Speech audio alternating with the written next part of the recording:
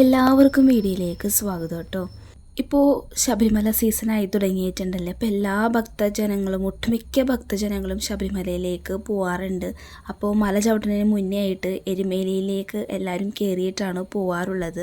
അപ്പോൾ ഇന്നത്തെ വീഡിയോ എന്ന് പറയുന്നത് നമുക്ക് എരുമേലിനെ കുറിച്ചുള്ളൊരു കഥ നമുക്ക് കേട്ടാലോ.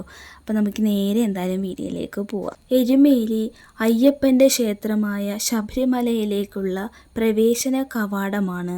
അയ്യപ്പ ഭക്തർ അവതരിപ്പിക്കുന്ന ഒരു തരം ആത്മീയ നൃത്തമായ പേട്ടതുള്ളലിന് ഈ സ്ഥലം വളരെ പ്രസിദ്ധമാണ്. അയ്യപ്പൻ മഹിഷിയെ നിഗ്രഹിച്ചതിൻ്റെ സ്മരണയ്ക്കായി എല്ലാ വർഷവും ഡിസംബർ പകുതി മുതൽ ജാനുവരി പകുതി വരെ മകരവിളക്ക് കാലത്ത് പേട്ടതുള്ളൽ നടത്തപ്പെടുന്നു.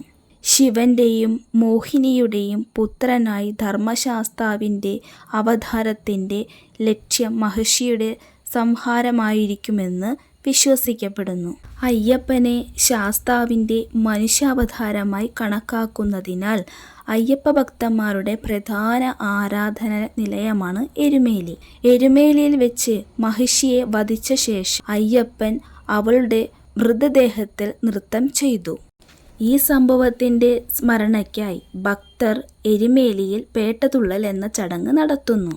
നഗ്നപാതരായ ഭക്തർ കറുത്ത ധോത്തികൾ ധരിച്ച് വിവിധ നിറങ്ങളിലുള്ള പൊടികളും പൂക്കളും കൊണ്ട് ശരീരം അലങ്കരിച്ചും കളിപ്പാട്ടങ്ങൾ, അമ്പ്, കുറ്റിച്ചെടികൾ എന്നിവയുമായി അയ്യപ്പ നേർത്ത തകത്തോം സ്വാമി നേർത്ത തകത്തോം എന്ന മുദ്രാവാക്യം മുഴക്കിയും ഈ നൃത്തം ചെയ്യുന്നു.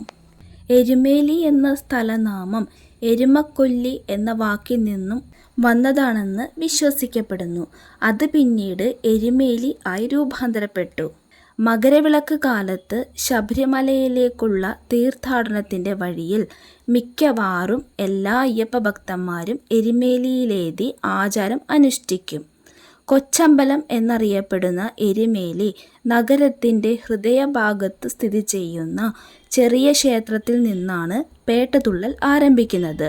അവിടെ നിന്ന് നൃത്തഘോഷയാത്ര കൊച്ചമ്പലത്തിന് എതിർവശമുള്ള വാവർ പള്ളി എന്ന മുസ്ലിം പള്ളിയിലേക്ക് മുന്നേറി ഭക്തർ വാവർ സ്വാമിയെ ആരാധിക്കുന്നു. ഒടുവിൽ ഘോഷയാത്ര ശബരിമലയിൽ സമാപിക്കുന്നു.